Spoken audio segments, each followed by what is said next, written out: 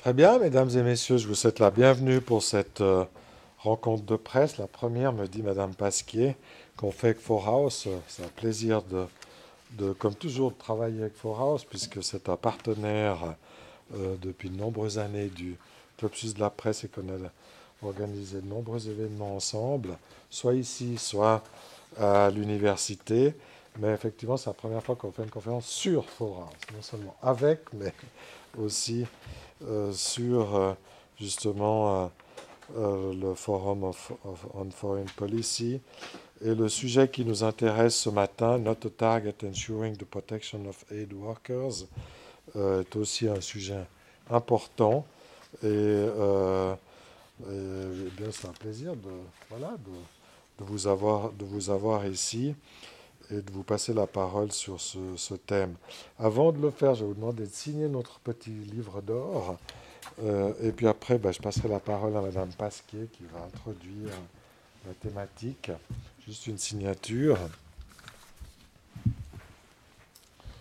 Voilà.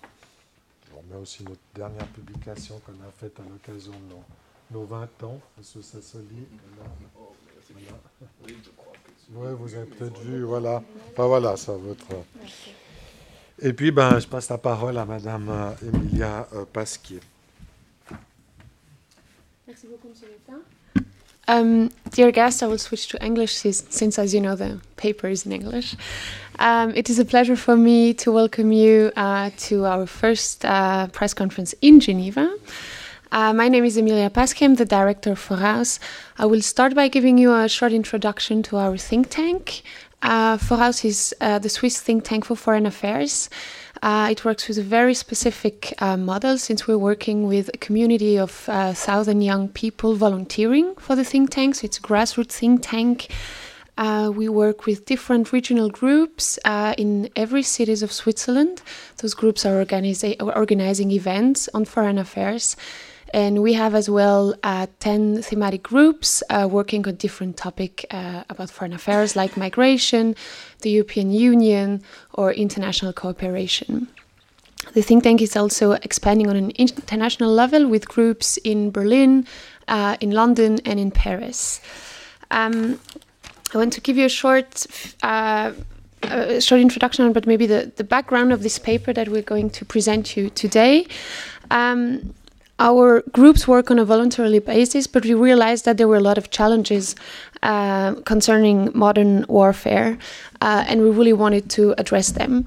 So we launched a call for IDs about a year ago, and we had 20 IDs coming from different PhD students, other students and young professionals proposing new IDs to rethink modern warfare and to find new IDs and new policy proposal. The winner of this call for ID is Melanie Sauter, who is here and is going to present you her paper. Melanie is a PhD researcher at the European University Institute in Florence. She holds a BA in Political Science and Islamic Science from the University of Zurich and a Master in Peace and Conflict Studies from the University of Oslo. Her paper will then be commented by Professor Sassoli, sitting on my right. It is an honor for us to welcome Professor Sassoli today because he will give a comment with his very long experience from a double perspective. First of all, as a professor of law at the University of Geneva, and as well as a former, as a practitioner, because he's been working for the ICRC during 13 years. So thank you very much. And Melanie, now the floor is yours. Yeah. Well, thank you for giving me the opportunity to present my paper here before us, and thank you, Professor Sassoli, for taking your time commenting and reading my paper. First, let me give you a short overview of the problem of violence against aid workers in general. So violence against aid workers has become a major concern for most humanitarian agencies, and the attacks are becoming more frequent. Maybe I've heard of it that only last week the Save the Children office in Jalalabad in Afghanistan was attacked by a group of Taliban fighters and several aid workers died. As you can see in my report on page 5 and 6, we have prepared some nice graphs there, where we can see that the attacks against aid workers are an increasing trend. So not only against international staff, but also domestic staff are getting more often attacked. And it doesn't really differentiate between killings, general violence, or kidnappings. They're all increasing trends, which is quite worrisome. So what we do know is that most of these attacks take place in conflict zones. In recent years, Afghanistan has been the most dangerous country for aid workers, and in Africa, South Sudan has been most affected by violence against aid workers. So why are these aid workers being attacked? We know only very little because only very little research has done on this topic, but we can distinguish between roughly 3 types of motives from perpetrators. So firstly, we have the self-generated risks from individual humanitarian aid workers that mostly concern inappropriate cultural behavior, which also mostly concerns expatriate or international staff. Secondly, we have some financial motives, and where armed groups attack aid workers because of financial benefits. For example, they try to kidnap for ransom demands, or they loot aid agencies for their resources. However, we see an increasing number of politically motivated attacks against aid workers, and that can concern like different motives. For example, armed groups may mistrust aid agencies. Rebel groups may think that that aid agencies are a tool of the government, so they think that aid agencies try to expand the sphere of influence of the government. On the other hand, government troops may think that rebels are hiding amongst the facilities of aid agencies and attack them because of that. Some armed actors just simply want to disrupt access of humanitarian aid and the delivery of humanitarian aid to vulnerable populations. Some armed groups are in competition with the provision of services because they may be a source of legitimacy towards civilians. Some attackers just simply want to attract international attention by attacking mostly other international aid workers. And some more domestic staff are simply caught in between ethnic or religious tensions. So we know very little actually about the motives behind these attacks, but we do know that more and more of these attacks are not just simply unfortunate crossfire events, but intentionally targeted against aid workers. So in my paper, I address 2 problems of the current situation and how we could solve them. The first problem concerns the legal reality. So the status of aid workers in international law is greatly determined by organizational affiliation, nationality, and whether they operate in ongoing armed conflicts or not. With the 1998 Rome Statute, intentional attacks against humanitarians became war crimes. But who belongs to this humanitarian personnel? So who are aid workers? Basically, we don't really know. Aid workers always have the status of civilians. However, what specifically defines an aid worker is unclear, because no universal definition exists. This leads to some problems. For example, we don't know the status of missionary agencies or private suppliers of aid agencies or security staff protecting aid workers. And on top of that, there is a certain hierarchy in the legal system because UN and Red Cross staff enjoy special legal protection, and international humanitarian law also provides more protection for certain groups of aid workers, such as medical staff. This ambiguous legal reality makes the institutional affiliation of aid workers decisive, and this creates a hierarchy among the humanitarian system. So the lack of an internationally accepted definition of who aid workers are may be a reason why the standardizing of their protection has been neglected for quite some time. And this makes the legal prosecution more difficult and cumbersome. So the second problem follows up on this one and concerns the impunity and the lack of information. So information concerning violence against aid workers is quite patchy, and there is no comprehensive overview. This may also be due because we have no universal definition, so it's quite difficult to gather data on these attacks. So we are not sure when and how aid workers are attacked, what patterns exist, and how prevention policies could better prevent future attacks. Furthermore, compliance with and respect for international humanitarian law is indeed deteriorating. For example, Human Rights Watch recently published an investigative report where they looked at 25 cases on violence against aid workers.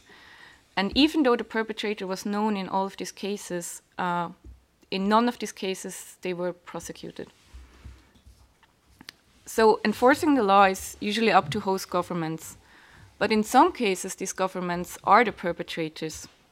So in these situations, they will always lack the political will to actually prosecute themselves, basically. Also, during times of conflict, the judiciary system is usually rather weak and may not or just malfunction. So although the international community could prosecute individuals who violate international law, it is typically reluctant to intervene in domestic affairs due to various political reasons.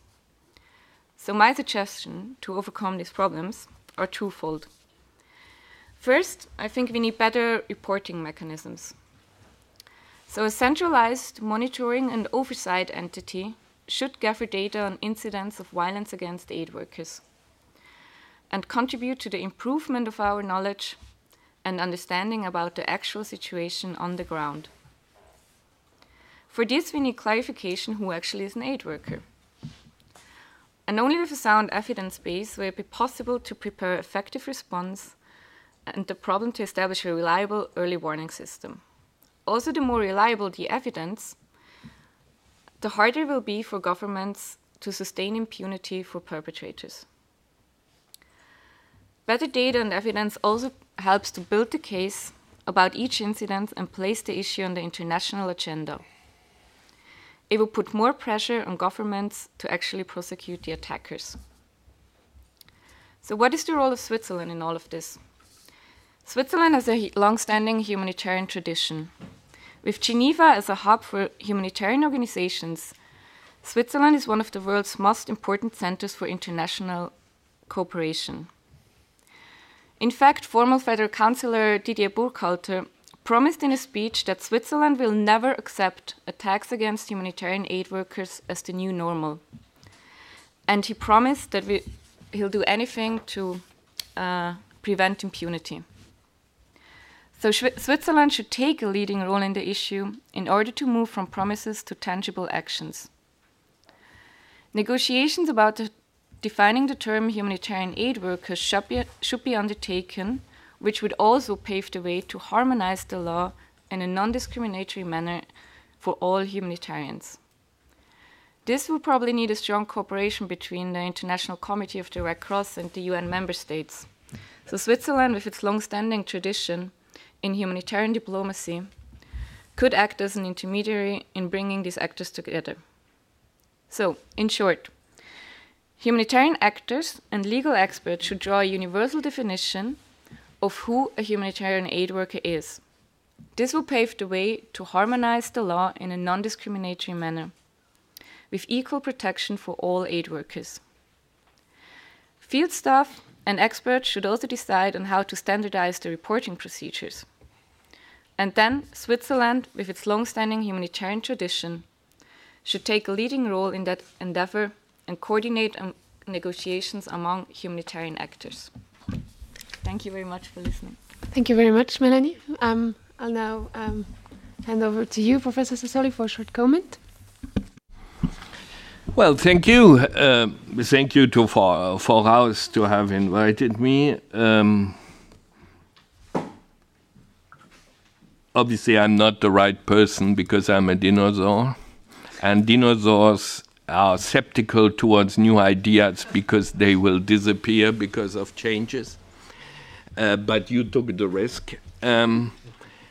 Nevertheless, first I have to congratulate Mrs. Sauter because first she correctly identified a real problem, which is indeed attacks against aid workers. In my view, also, she correctly identifies, and I hear she works still on this, and I'm looking forward to read her why they are attacked. And she suggests a solution. I will explain some doubts I have about the solution, but I have to confess that I don't have a better solution which would have the slightest chance of being accepted by states and which would have a chance to have some impact on the ground, which means reduce the number of attacks on aid workers. Now, as we are in a dialogue, here are my doubts. Your three proposals, I think there are three. One is a little more hidden.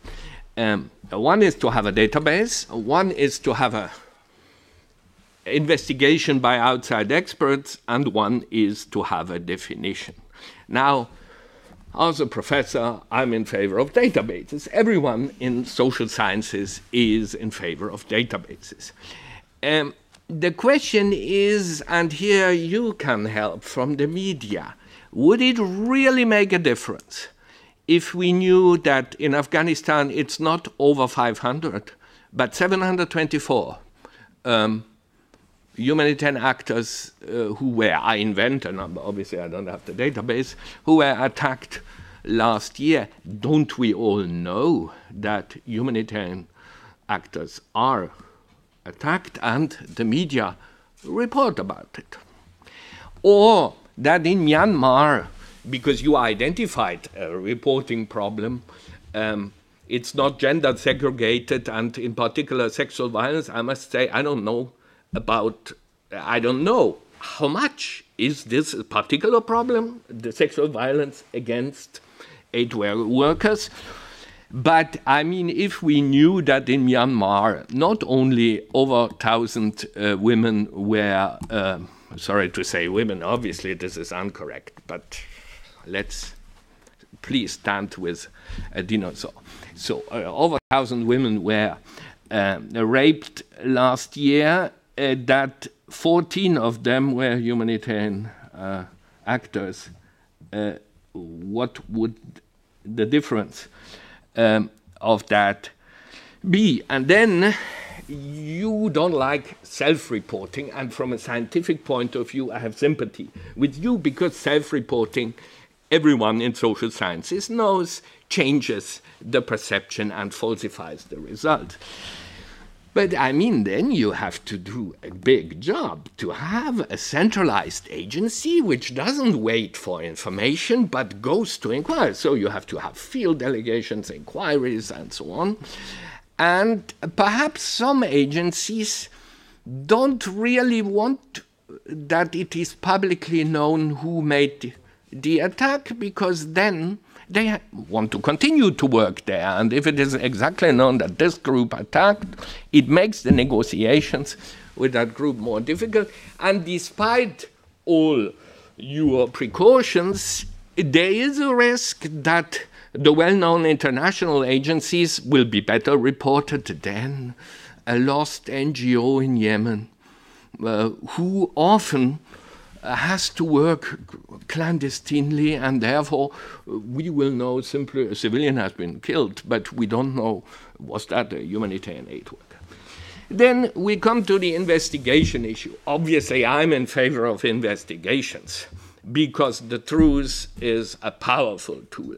But you need to have an agreement by the states, and here I simply wonder, why would states suddenly agree to investigations of attacks against aid workers when they don't agree to investigations generally? You know, there's an international humanitarian fact-finding commission which exists and is ready to work since 20 years, and it has worked once because states don't want them. Okay, now, and then when the investigation occurs just about aid workers, this means there has been a school attacked, 20 children have been killed, and one aid worker who tried to give these children new school books. Investigation.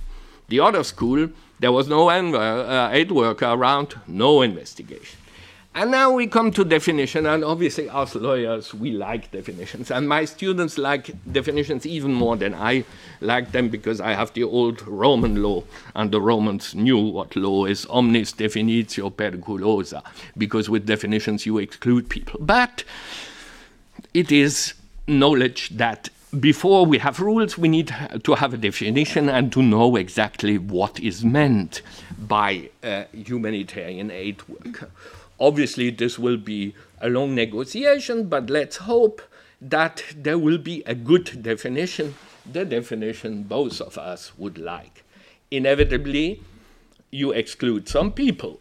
I don't know whether the NZZ am Sonntag is correct, but Amnesty International, you exclude them.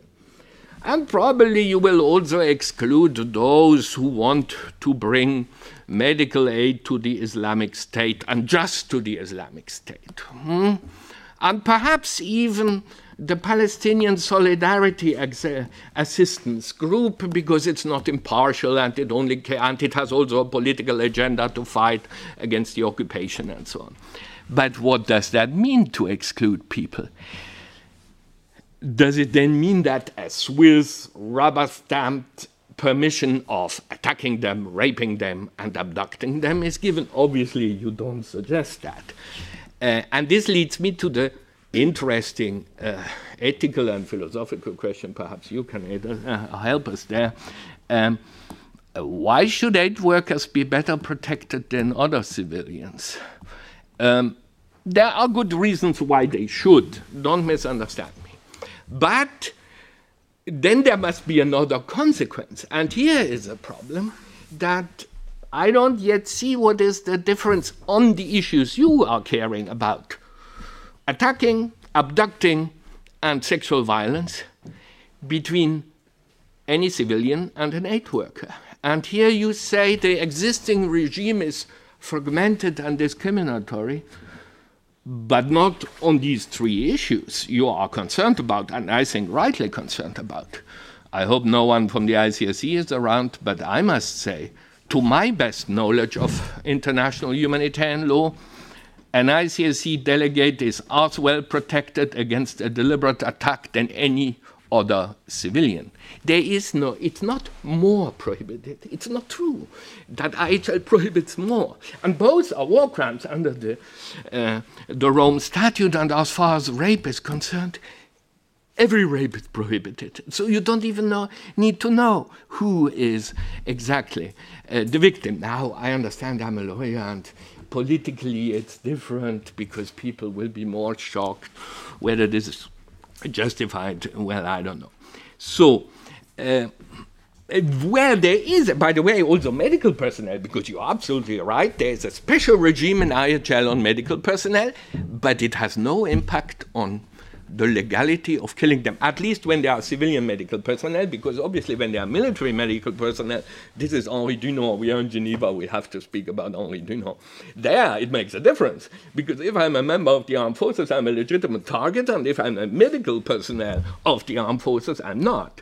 While this is not the problem in the field. The field is the civilian medical personnel, and they are exactly protected like anyone else. They may not be attacked, they may not be abducted, and they may not be raped. Now, where there is a difference is access. That a normal civilian has no right to access. Also for medical, this is not always the case, while others have a right to have access. But rightly so, you do not deal with the question of access, also because states have reiterated tens of times that they want the consent rule, and therefore you don't get it, except if the state agrees with access. So my doubt is simply, is it appropriate to have a fragmented approach and to deal just with humanitarian aid workers? And I think we rather need a comprehensive approach, but my regretted friend Antonio Cassese always told me, look, Marco, we have to start somewhere. okay, now if you succeed to start with humanitarian aid workers, this can then expand to other categories. Thank you. Thank you very much. Melanie, do you want to give a short answer? Yeah, short or longer. Where to start? So let me start with the reporting issue. I think what I propose is that we have a more independent body to look at all the cases and to have more independent reporting, because at the moment we only have self-reporting from humanitarian agencies as well as a couple of researchers who try to filter the media and gather information about reports. But here we exactly have the problem with the media, that in some countries journalists are just simply not allowed to either report on the incidents in general or name exact numbers or speak about the perpetrators. And this is a problem. And with that also, because we don't have any true information, the legal prosecution is extremely difficult. And I think this is one of the problems that could be solved in some cases. Of course, it's also my approach is not an offer to solve all the problems of violence against aid workers, but just on how to improve the situation at least a little bit, which is a very complex topic. Then secondly, to the definition of humanitarians, I think it's not about excluding anyone. And of course, every decision also about who a humanitarian aid worker is in the end political, and it's difficult to work around that. But I think we can apply some objective standards and exclude certain politically mandated groups that are not bound to the neutrality and impartiality of humanitarian organizations. And I think here we can also think about more transparent financing options that should be required from humanitarian or purely humanitarian agencies. It also doesn't say just because we would define or we would have a more clear definition of who a humanitarian is, that no one else can deliver aid. But for example, President Assad from Syria, he once said in a public statement that he doesn't like to give access to anyone, especially not groups like Amnesty International, because they clearly have a political mandate and they do report about human rights incidents. Whereas the International Committee of the Red Cross doesn't, and they only deliver aid, and that's why he's only willing to give access to them. And of course, we shouldn't listen to someone who orders cruel breaches of human rights law, but I think he has a point there that we need to have a differentiation between who is allowed to or who should be giving impartial humanitarian aid and who has clearly also political mandate in also acting as a witness of humanitarian rights breaches. And I think it could actually, in some cases maybe, but here I'm really leaning myself a bit out of the window, I think a more clear definition could actually allow more local domestic agencies to verify themselves as humanitarian actors, which might actually help them to get access. Then concerning the better protection than civilians, I don't think humanitarian aid workers should have better protection than civilians, but I think at the moment there are different texts in the law concerning different groups of aid workers, and I think that just doesn't make any sense. For me, they should all be protected equally because they do risk their lives in the field with the same work equally every day. And of course, it's not an issue about just legal protection because everyone is protected as a civilian, but I still think that there is a certain discrimination in the law. And this mainly works against more national domestic agencies. And again, I think with a more clear, comprehensive protection, more local NGOs could operate better. Yeah, I think that's my main point for the moment. Thank you very much, Melanie. I would just like now to open the floor if there are some questions of remarks. Okay. If I may. No, I had 3 questions, if I may, before to give the floor to our audience, from a seen from a journalist point of view. First of all, who are exactly the aid workers you speak about? Because there are a lot of people who are on the ground, but from the ICRC members, official aid workers, I don't know, health workers, to a lot of people. So what do you mean exactly? What is the definition of the aid worker according to you? Just to have a more precise view on the topic. That's the first question. Second question, as we received a lot of NGOs here complaining for a lot of things, but some people are also, how can I say, complaining because, especially the governmental point of view, saying some NGOs has a hidden agenda. So through aid workers or through rescuers or through other helping people, they are trying to put an agenda on the scene and using or instrumentalizing these people in order to get a job. So what is your vision or your point of view about that kind of argument?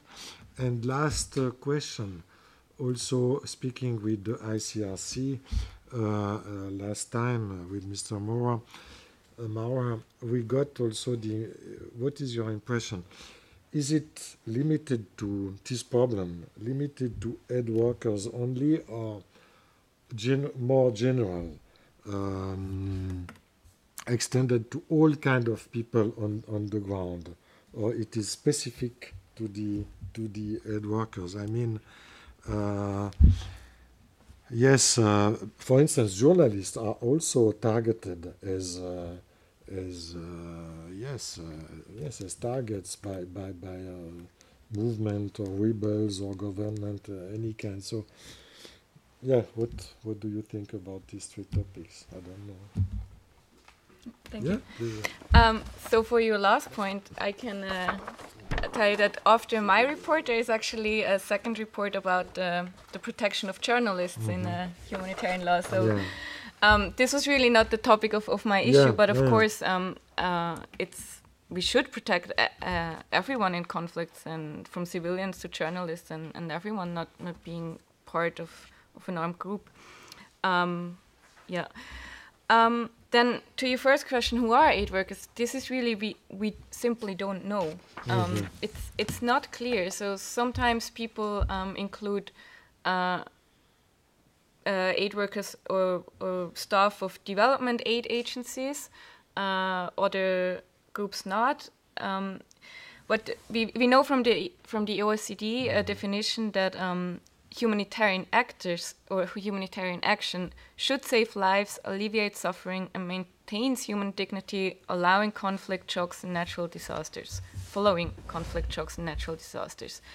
But it's still, like, the definition doesn't give us a clear overview who actually, should be delivering this aid. And this brings us to the second point of view. Sometimes, as we have seen in Iraq, especially, and I think also in Afghanistan, that a lot of aid agencies are actually working for governments, and in Iraq it happened with this winning the hearts and minds approach from the US coalition, where they try to use some counterinsurgency strategies with humanitarian organizations in order to win the hearts and minds of the population through the delivery of humanitarian aid. And of course this is deeply problematic, and I think that is also a reason why we need a better definition who actually is a impartial humanitarian aid worker. And of course this then induces more violence against aid workers and brings them into more danger as soon as these local actors realize that they're not as impartial and neutral as they think. I think that's... No, my last questions were related to the ICRC analysis.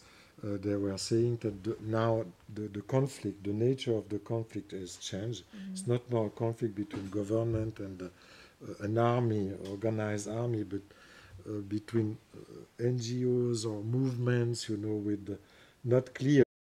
I don't know, but. Yeah, I think definitely, because nowadays we don't have the typical country against country warfare anymore, but it's more like asymmetrical warfare where we have a overpowering actor, usually the state actor, with maybe even outside coalitions, as we see in Syria or Yemen, and then we have local actors trying to fight these forces, and they cannot engage in a direct battlefield fight, because this would simply be the conventions. And it would simply be not possible for them, because they don't have the same strength and the same technology. So they need to use basically the civilian population as a shield for themselves. And I'm not trying to solve this problem with my approach, because that would be definitely too big, but that is a huge issue, and that is why I think it is an increasing trend that aid workers get more and more attacked. Thank you very much, Mr. Metton, for those questions, which really helped us a little bit to clarify the debate. Are there maybe other questions from the audience? Good morning. Thank you very much. My name is Heidi Pidcoke, and I'm with the Center for Humanitarian Psychology. And we focus on providing support for traumatized and stressed humanitarian aid workers.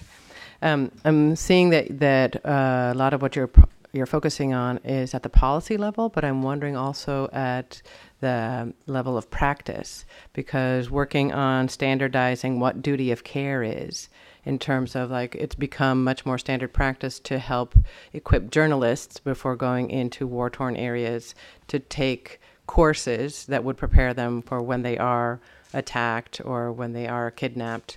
And humanitarian aid workers, for the most part, don't do that. Some UN workers obviously do.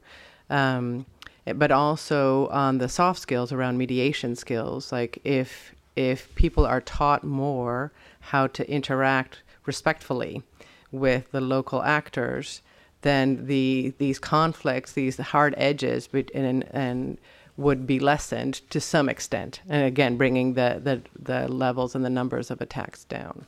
So just curious in terms of practices being one of the solutions. Yeah, thank you very much for your comment. I think definitely. I focused in my report on international humanitarian law because this was also the issue of the competition, but I think you are clearly right. For example, when it comes to sexual violence against humanitarian aid workers, I forget to comment on that before. Actually, through self-reporting, we do know in these cases that they're mostly perpetrated by other humanitarian aid workers, which is I didn't dare to say that. Deeply worrisome. And I think in these cases, of course, international law cannot give any solutions, and we need a solution more on the agency level.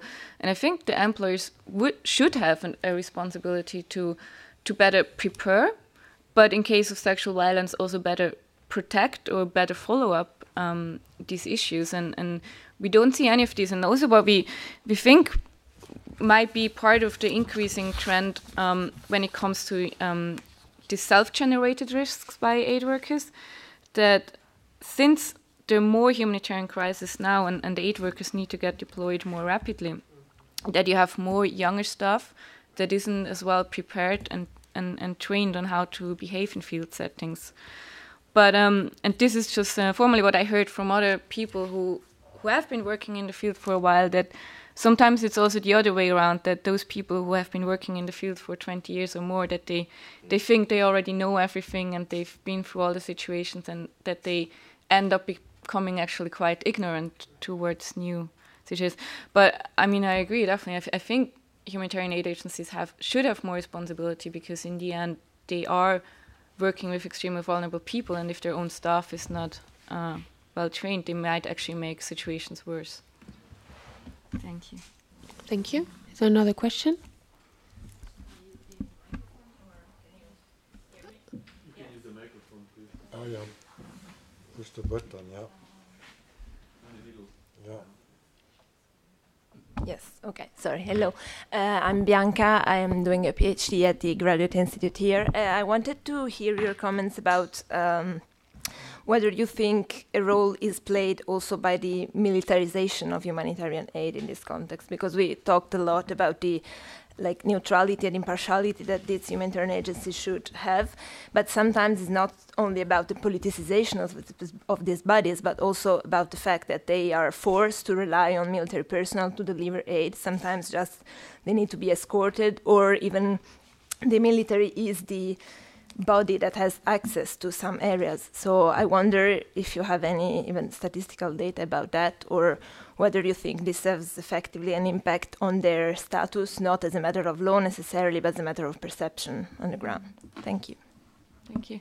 Yeah, I think in terms of perception, this definitely affects the people. And I can bring the example from Iraq with this winning the hearts and minds approach. I mean, their humanitarian aid was closely bound to also military intervention, and that was deeply problematic. Now, the issue is that sometimes humanitarian aid, you wouldn't get access without this, right? And then you have to choose between whether we should cooperate with the military or with armed actors or with peacekeeping missions or not.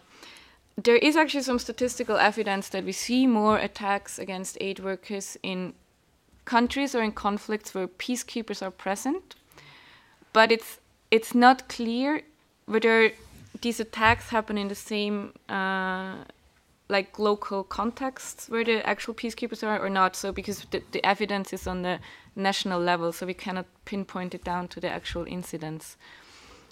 Yeah, maybe someone to give some input. I think you are identified purely from the legal point of view, because for the rest, obviously, I agree with everything. You identified a real legal problem, but which I think no one would like to solve today. There would be a problem. Should we have a special status for military people delivering aid? By analogy to military medical personnel, would be a complicated thing, and I must say, presently it doesn't work well with military medical personnel. I mean, we know Geneva Convention's absolutely clear, but in reality, many states do no longer have distinct military medical personnel because they don't believe that they will be respected and so on. And this is a certain race to the bottom. And in this context now, to make an additional proposal to say we should define when military personnel, and obviously they could not be protected if in the morning they make an attack and in the afternoon they deliver humanitarian aid. But by hypothesis, if they are in special units which only deal with humanitarian aid and use force only in self-defense, that is imaginable. But it's unrealistic today even to suggest it.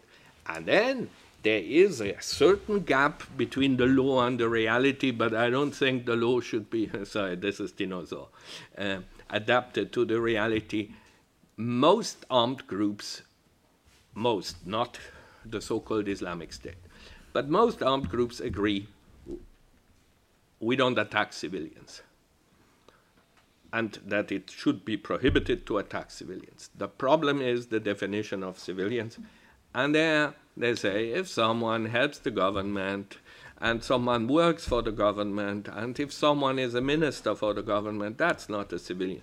While in IHL, it is a civilian. And here we come to your problem, that not as far as access and impartial humanitarian organization, obviously they are not impartial humanitarian organizations, but should they be targetable under existing IHL? They are not. While most armed groups would say if someone delivers humanitarian aid under military protection and somehow contributes to the positive perception of the military by the local population, this is a legitimate target. Don't quote me, he said it's a legitimate. It's not a legitimate target under IHL, but this is a problem. Also, I must say what I learned from the media, it seems unfortunately that those people are not more frequently attacked than those who are the perfect, dünantist, impartial humanitarian organizations. Even those are attacked. Also, to the best of my knowledge, there is no armed group which has an official policy as they have on government. For instance, the Taliban have a lahia which says government officials may be attacked. While I am not aware of a group which says ICRC staff may be attacked or Médecins Sans Frontières staff may be attacked. So this is simply a question, how do we get respect for the rules where the lawyers are not the right people? Obviously there are proposals, and Switzerland and the ICRC have made proposals, and you have seen what happened at the last Red Cross and Red Crescent conference to those proposals. States didn't want them. Also, that would be something, to have an international mechanism enhancing respect of IHL, to have a treaty body as we have in the human rights treaties or in the environmental law treaties. But states didn't want that, perhaps because the media did not make enough propaganda in favor of that. Thank you, Professor Sassoli. Is there another question? No. Well, so thank you very much for coming today to this press conference. Thank you, Melanie, for presenting your paper. Thank you, Professor Sassoli, for commenting it. And so great thank you to the Club Suisse de la Presse. Thank you, Mr. Metin, for hosting us today. It was a great pleasure. And Melanie, as well as Professor Sassoli, stays here if you need other comments or if you have further questions. Thank you very much. Thank you. Okay, merci.